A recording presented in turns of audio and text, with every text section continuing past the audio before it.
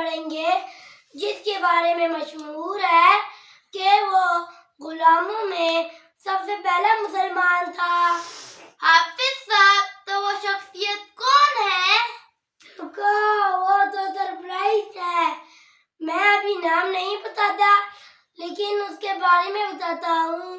اس کے لیے ہمارے پیغمبر صلی اللہ علیہ وسلم خانہ کعبہ آئے اور فرمایا کہ میں نے فلانے کو آزاد کر دیا اور وہ آج کے بعد میرا بیٹا ہے۔ پھر صاحب، وہ خوش قسمت شخص کون تھا جس کو ہمارے پیغمبر صلی اللہ علیہ وسلم نے خانہ کعبہ میں اعلان کیا، اب سے یہ میرا بیٹا ہے؟ چھوٹو، آپ تھوڑا تھوڑا سمجھ رہے ہو۔ اس صحابی کا نام ہے ون اینڈ اونلی حضرت زید ابن ثابت رضی اللہ تعالی عنہ۔ نام نہیں بتاتا ابھی، لیکن اس کے بارے میں بتاتا ہوں۔ پورے قرآن میں صرف ایک صحابی کا نام آیا ہے جو اس صحابی کا نام آیا ہے۔ حافظ صاحب، مجھے پتہ چل گیا ہے، حضرت زید ابن حارثہ رضی اللہ تعالیٰ عنہ۔ صحیح جواب۔ حضرت زید ابن حارثہ رضی اللہ تعالیٰ عنہ 581 عیسوی کو پیدا ہوئے تھے، یعنی وہ ہمارے پیغمبر صلی اللہ علیہ وسلم سے 10 سال چھوٹے تھے۔ ہمارے پیغمبر صلی اللہ علیہ وسلم 571 عیسوی کو پیدا ہوئے تھے۔ ہمارے پیغمبر صلی اللہ علیہ وسلم کا اعلان نبوت کرنے سے پہلے صحرا عرب میں ایک ماں اپنے 8 سالہ بچے کے ساتھ نانیال کی طرف جا رہی تھی کہ راہزنوں نے ان پر حملہ کر دیا اور قافلے کو لوٹ لیا اور اس بچے کو اپنے ساتھ لے گئے۔ مکہ کے بازار اوقات میں ان راہزنوں نے اس بچے کو فروخت کے لیے پیش کر دیا۔ ادھر سے حضرت خدیجہ رضی اللہ تعالی عنہا نے اپنے بھتیجے حکیم ابن حزام رضی اللہ تعالی عنہ کو عربی النسل ایک سمجھدار غلام خریدنے کے لیے بھیجا۔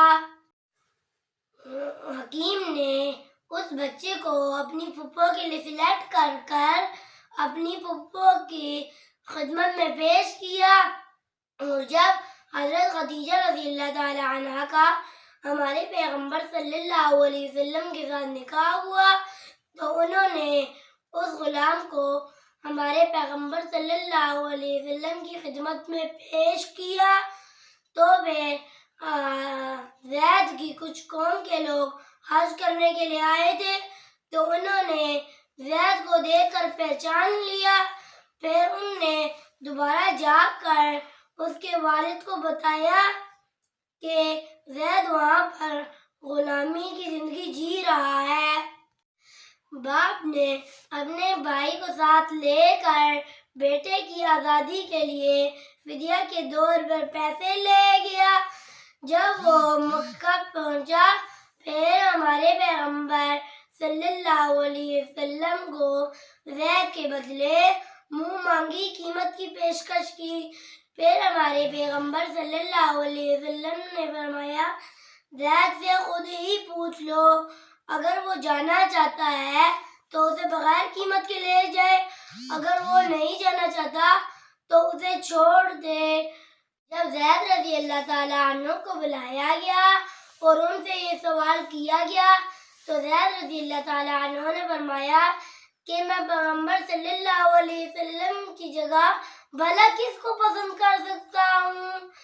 پھر ان نے کہا کہ پیغمبر صلی اللہ علیہ وسلم میرے ماں باپ اور چاچا کی جگہ ہے۔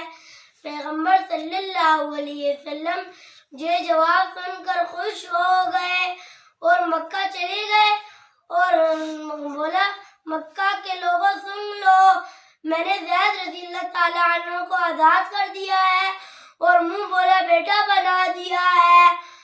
جب زید رضی اللہ تعالیٰ عنہ کے باپ اور چاچا نے جواب سن لیا تو وہ پھر خوش اور مطمئن ہو کر واپس چلے گئے۔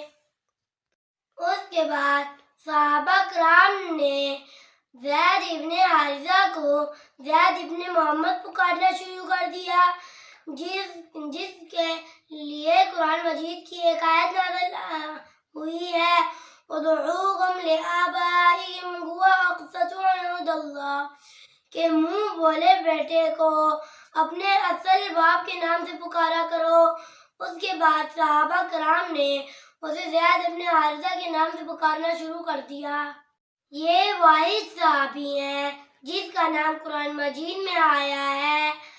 ہمارے پیغمبر صلی اللہ علیہ وسلم نے زید ابن حارثہ رضی اللہ تعالیٰ عنہ کو 7 بار یا پھر 9 بار لشکر کا کمانڈر مقرر کیا تھا۔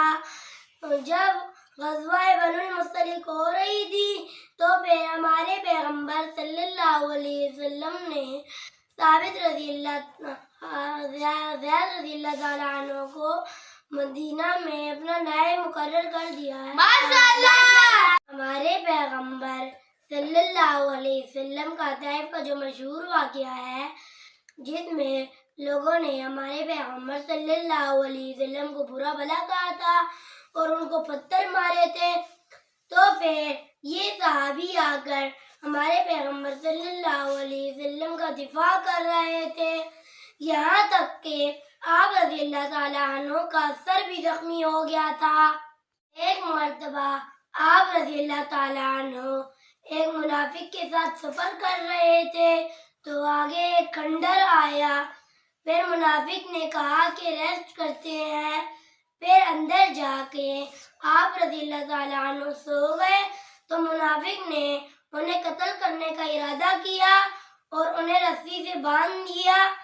پھر آپ رضی اللہ تعالیٰ عنہ نے فرمایا، مجھے کیوں قتل کرنا چاہتے ہو؟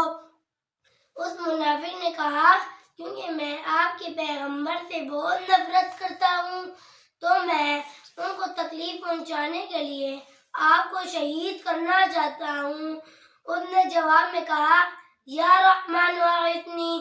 پھر باہر سے ایک آواز آئی، اے بندے اسے چھوڑ دے، اس کو قتل نہ کر۔ پھر وہ بیٹھ گیا تو کوئی نہیں تھا، پھر دوبارہ اس نے قتل کا ارادہ کیا، پھر دوبارہ اس نے کہا، یا رحمان اغثنی۔ پھر دوبارہ باہر سے آواز آئی، پھر کیا کوئی نہیں تھا۔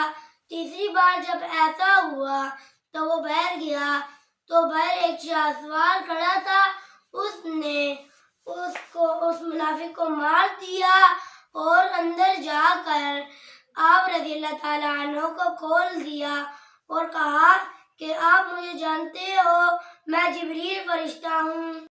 سن 8 ہجری میں جمادی الاول میں غزوہ موتا، جو ایک مشہور جنگ ہوئی تھی، اس میں مسلمانوں کی تعداد صرف 3000 تھی اور کافروں کی تعداد 1,00,000 تھی۔ اس جنگ میں آپ رضی اللہ تعالیٰ عنہ شہید ہوئے تھے۔